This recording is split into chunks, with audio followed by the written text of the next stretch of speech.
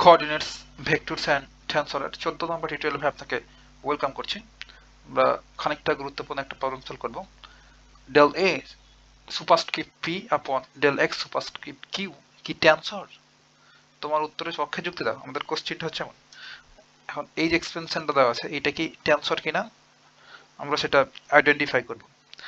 তাহলে আমরা ইতিমধ্যে জানি ভাই কোন একটা এক্সপেনশন এটা কি টেনসর কিনা সেটা জাজ করার একমাত্র ওয়ে হচ্ছে সেটা কি টেনসরের যে ট্রান্সফরমেশন লটাকে স্যাটিসফাই করছে কিনা। যদি স্যাটিসফাই করে তবে সেটা টেনসর, আর স্যাটিসফাই না করলে সেটা টেনসর নয়। তাহলে সেই কাজটা এখন আমরা করব।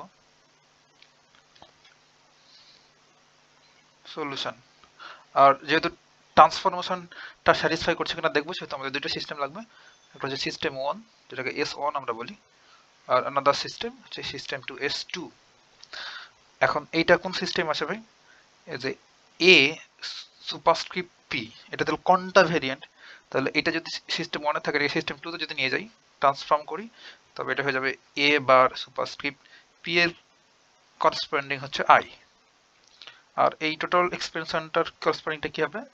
Del A superscript P upon del X superscript Q. এইটারে যদি আমরা সেকেন্ড সিস্টেমে বা সেকেন্ড কোঅর্ডিনেটে নিয়ে যাই, তাহলে জাস্ট এটা হবে ডেল এ বার পি এর corresponding I upon del X bar Q এর করসপন্ডিং জে।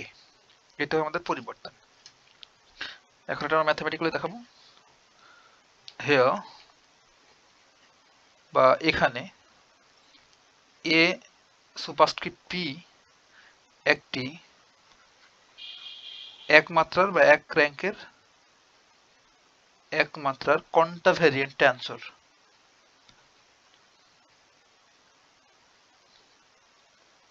কন্টাভেরিয়েন্ট টেনসর।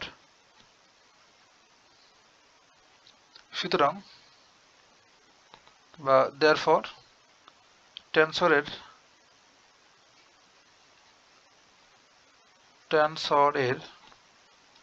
ট্রান্সফরমেশন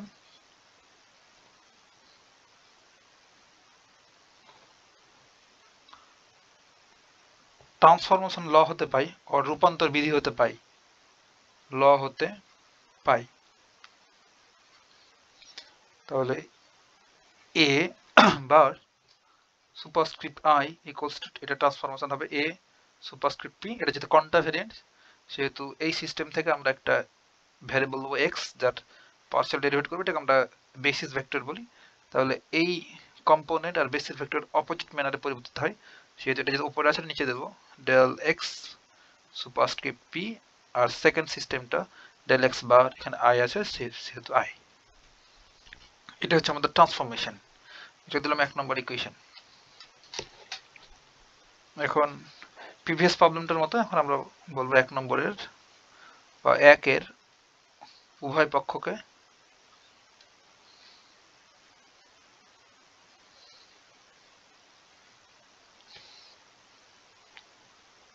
যে এটা দ্বারা যে del upon del del del X bar J, এটার রেসপেক্টে আমরা পার্শিয়াল ডেরিভেটিভ করব।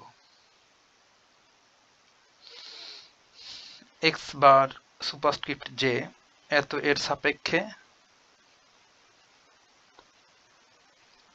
আংশিক অন্তরীকরণ করে পাই।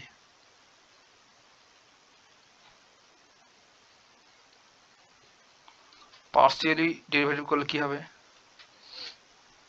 তাহলে del del X bar J A bar superscript I del del X bar J, আর এখানে দুইটা আছে A superscript P and del X bar superscript I upon del X superscript P. Just একটা UV সূত্র ইউজ করবো, আর বাম পাশে জাস্ট সুন্দর করি del A bar superscript I upon del X bar superscript J, যেটা যেটা একটু সুন্দর করে J equals to first A K partially যদি ডেরিভেট করি, তার ডেল এ সুপারস্ক্রিপ্ট পি আপন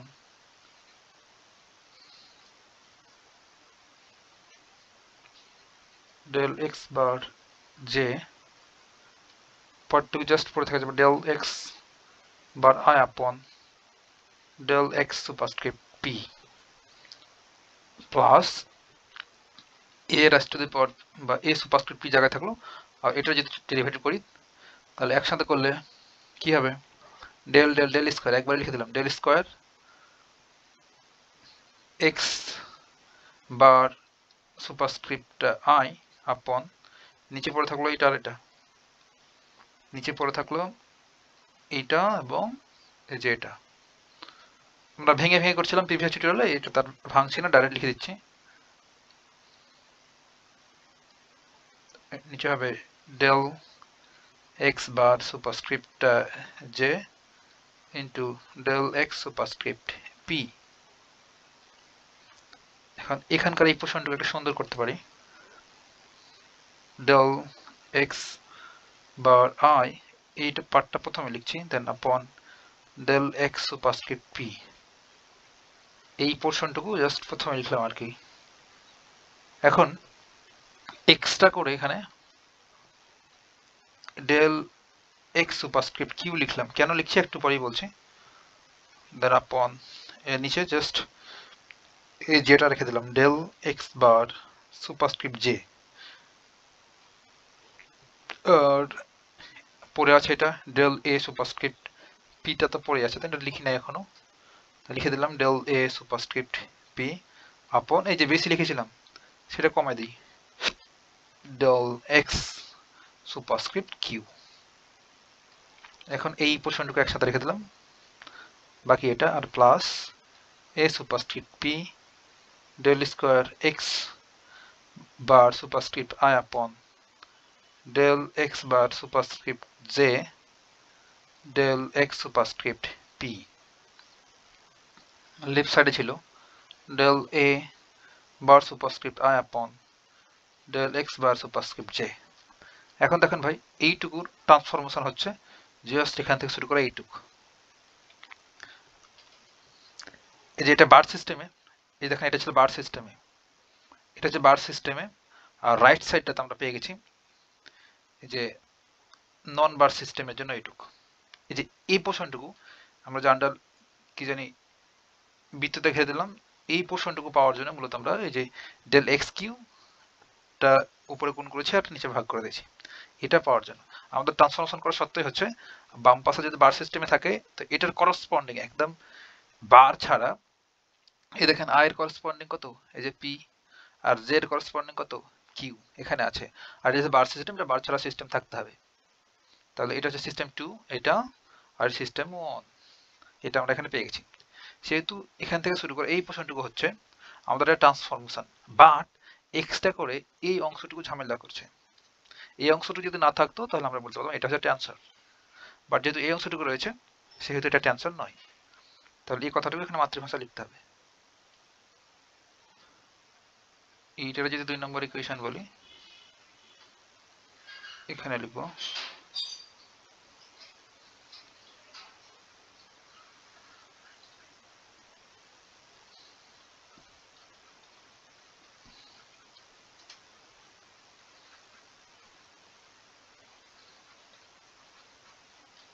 ডান পক্ষের 2 নম্বরে ডান পক্ষের দ্বিতীয় পদ থাকায় বা থাকার জন্য দ্বিতীয় পদ থাকার জন্য del A superscript P upon del X superscript Q ট্যানসর নয়, ট্যানসর নয়। এই দ্বিতীয় পদটা না থাকলে ট্যানসর হতো, কারণ ট্রান্সফরমেশন ফর্মুলা স্যাটিসফাই করছিল। এতটুকু কথা হবে নেক্সট টিউটোরিয়ালে।